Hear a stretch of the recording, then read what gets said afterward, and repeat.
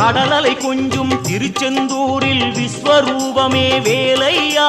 பழமுதி சோலை அறுபடை வீடும் புண்ணிய தரிசனம் முருகையா திருநீர் அணிந்து வரும் போது நெஞ்சில் நிம்மதி பிறக்குது கந்தையா சுகனே சிவனார் மகனே உன்னை பாட பாட சுகமாகுதையா வேல் முருகா அரோகரா அரோகரா வேல் முருகா